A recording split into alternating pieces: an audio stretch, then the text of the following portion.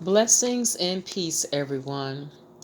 It is a known fact of nature that a tree is known by its fruit. If you see bananas hanging from a tree, that is, of course, a banana tree. If you see apples hanging from a tree, you know that's an apple tree.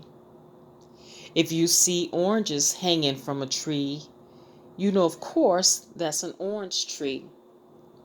No one walks up to an apple tree expecting to find oranges somewhere hanging on the tree.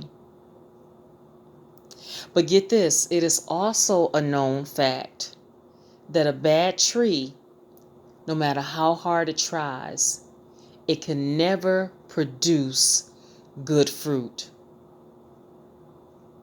And we also know from experience that one bad apple can spoil the entire bunch. How many of you have bought a bushel of apples or a bag of apples to get it home and have all the apples to turn bad within a few days? Do you know why that happens? Because somewhere hidden beneath all the good, delicious looking apples, there was one bad apple, and it spoiled the entire bunch before their time. And how did that make you feel? You felt like you were deceived, that you were shortchanged. You bought something that was presented to you and it wasn't real. And with that bushel of apples or with that bag of apples, what do you do when you make a purchase of fruit and it turns bad before it's time? You take it back to get your money. You take it back for a refund or an exchange. You don't keep it because this is not what you purchased. If you know anything about fruit, good fruit shouldn't turn bad within a few days. And see, this is what happens when we allow or we get involved with toxic people, specifically gang stalkers or bullies, when they become a part of our lives. You see, they are the bad trees that can never produce good fruit. They are the bad apple that can spoil the entire bunch. You see, narcissistic gang stalkers, in order to lure you in order to pull you into their grips, they can hide and camouflage themselves beneath all or behind good people, behind good deeds, behind the appearances of good. But again, no matter how much they camouflage themselves, or no matter how much they mix in with the good or try to present good, a bad tree can never produce good fruit. Narcissistic gang stalkers and toxic people are very good at camouflaging their bad fruit, their rotten fruit, their damaged fruit. A little spray paint here, a little bedazzlement here, a splash of fake gold and a splash of fake silver, and it looks very appealing to the eye.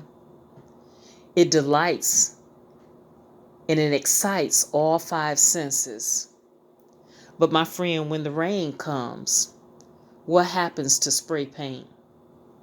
It either starts to chip away or it starts to fall off. And what happens with fake gold and fake silver? Because you have to remember, everything that glitters ain't gold. When the rain comes, all of that bedazzlement, the gold and the silver, it begins to tarnish. And you're left holding the rotten fruit. I mean, just think about this for a moment. Who goes to an apple tree to pick the most rotten, damaged apple to eat? Well, you would say, of course, no one. But sometimes the rotten fruit is camouflaged and we fall for the sale and we make the purchase only to get it home to find out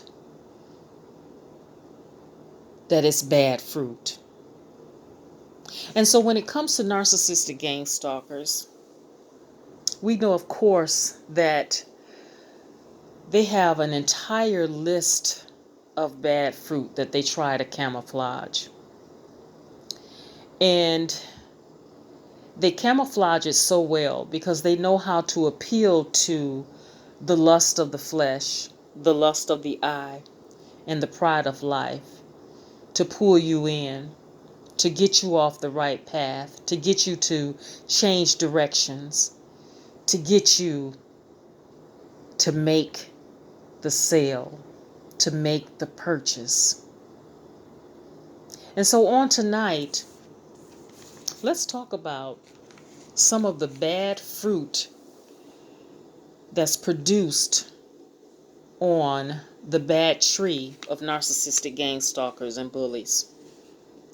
Well, first of all, there's the lying, the stealing. That's a big one. They're good at stealing.